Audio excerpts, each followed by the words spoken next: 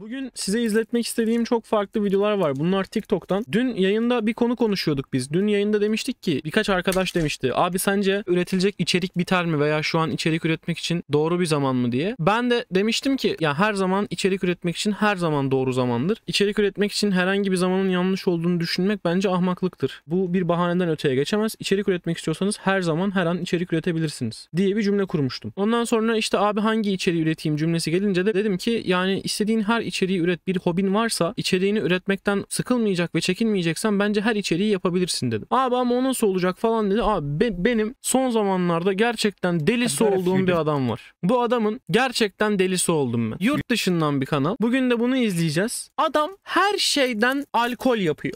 Mesela Monster enerji içeceği. Monster'dan şarap yapıyor. Bakın şimdi. Bak. Aldı abi.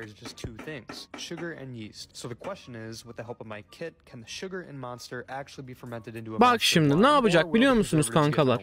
Diyor ki yani bir alkol yapmanın diyor iki safhası vardır. Bir diyor şeker, iki maya. Yani bu ikisi varsa diyor alkol yaparız gibi bir şey söylüyor. Tamam mı? Bakın şimdi. Dolduruyor abi Monster'ları. Karıştırdı. Bu elindeki şey galiba maya. Attı abi. Karıştırdı mayayı.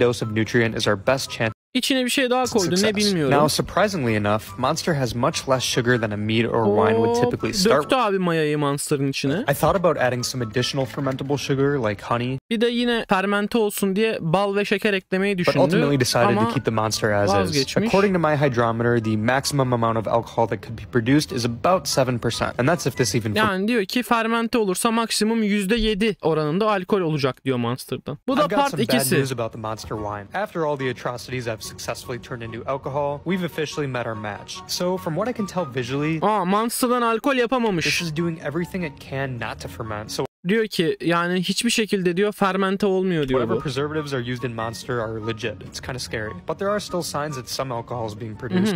Ama alkol oluşuyor gibi diyor. Layer at the bottom, that's dead yeast. Also, there's just the smallest amount of bubbling, which tells me that some fermentation is happening. So to quantify this, I'm taking a gravity measurement, which will tell me how much sugar has actually been converted compared to what we started with. And unfortunately, this is only at 1%. %1 alkol olmuş. Haftalarca bekletmesine lazım. To put that in perspective, my last mead hit 16% in just 2 weeks. So what do we do now? We could just wait it out, but instead, I'm gonna just try to repitch with it.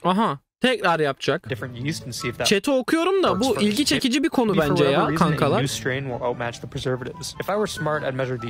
Yine koydu mayayı.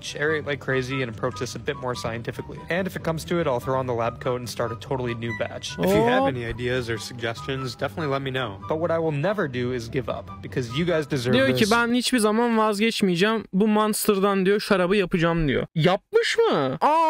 So unfortunately I had to dump the Monster wine. No matter what I did maalesef dökmek zorunda kaldım. Ne yaparsam yapayım fermente olmuyor, alkole dönüşmüyor diyor. I'm starting to wonder if getting into these experiments was a bad idea and if I should just focus on making high quality mead. Just kidding. You thought I'd give up that easy? Yapmış lan eleman. You guys deserve better than that. And so over the last few weeks I've been working in secret on a plan to actually make this happen. It basically turned into a movie, at least compared to what I'm used to. But it's done and it's up right now. So go check it out. Eleman yapmış, gerçekten Monster'dan şarap yapmış. Alright, so what is the moment of truth? We're gonna see if this was actually worth all the time and effort. It would be sweet if it's actually good. Sonunu aldım. Zaten yani o teknik kısmı bizi ilgilendirmiyordur. Nervous to try it. Tadı nasıl acaba? Beğendi lan. I cannot believe I made this. You probably think because I made this I'm just going to talk it up to be the best thing in the world, and I mean it's not the greatest creation I ever made, but it's good. Okay, let me go back. It's good. Beğenmiş. Compared to what I was expecting, and what I was expecting was. Nasıl oluyor? Ben de hiç hayatımda alkol yapmadığım için bilmiyorum buralar. Ben de hiç bilmiyorum. Ama işte şeker, maya, orada bir fermentasyon işlemi oluyor. Ondan sonra alkol üretiliyor falan gibi bir şey. Hiçbir fikrim yok. Klip kanalındaki arkadaşlar yorumlara yazar mutlaka yani. Was pure gasoline, maybe acid, I don't know, but this tastes like Monster that's flat with maybe a little bit of vodka or something. Vodkalı Monster'a benziyor tadı. Allah Allah. Başka ne yapmış mesela ya? Garip şeyler lazım bize abi. Şimdi kalkıp işte normal alkolden bir şeyler yapması bizim... Aha mesela bakayım. İlgimizi çekecek ne yapmış olabilir acaba başka? Aha. I may be the first person on earth to try to turn Şimdi de şeyden yapıyor. Dondurmadan, ice pop'tan yapıyor şarap. popsicles into wine, but I couldn't think of a better experiment to try for the summer. The idea here is to add a bunch of popsicles to this brewing kit, wait for them to melt, add yeast, and see if they'll ferment into something special. There are preservatives Dondurmadan yapacak adam şarap. if this will actually work, but there's only one way to find out. Could I have just added popsicles to an existing meat and called it a day? Sure, but I figured if I'm going to do this, I'm going to do it right. So I used 72 popsicles to fill nearly a gallon. I debated if I should leave the popsicle sticks inside, but ultimately decided to scoop them out, which I'm sure will disappoint a lot of you. Unfortunately, I don't have any more popsicles, so I topped this off with water and got a measurement which tells Su me koydu içine. that this has the potential to reach 8% alcohol, if it even ferments at all. Olursa %8 alkollü olacakmış.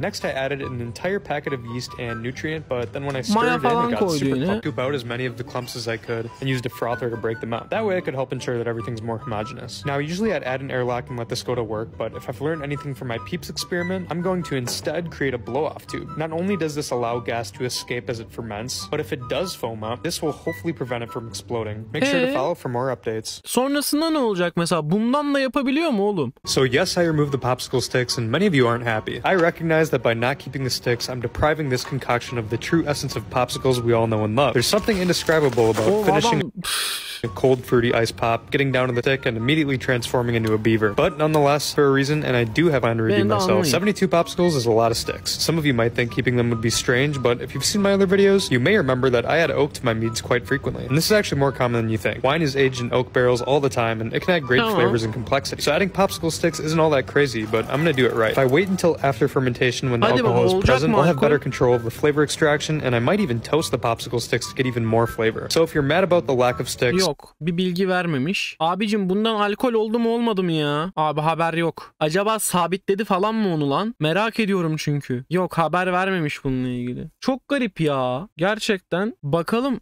var mı acaba başka bir şey? Yok. Yok galiba. Ama yani bana sorarsanız çok garip.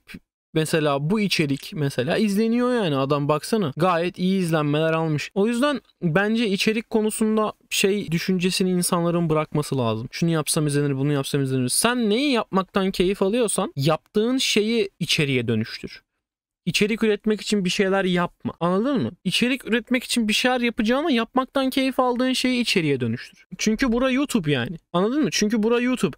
Bir gün videon iyi izlenir, bir gün algoritmaya girmez, bir gün Türkiye'de internet kısıtlanır, izlenmelerin düşer, view'un düşer, psikolojin bozulur, YouTube'u bırakırsın yani. Bunun yaşanmaması için yapmayı sevdiğin şeyi içerikleştirmen lazım. Bana sorarsan yani.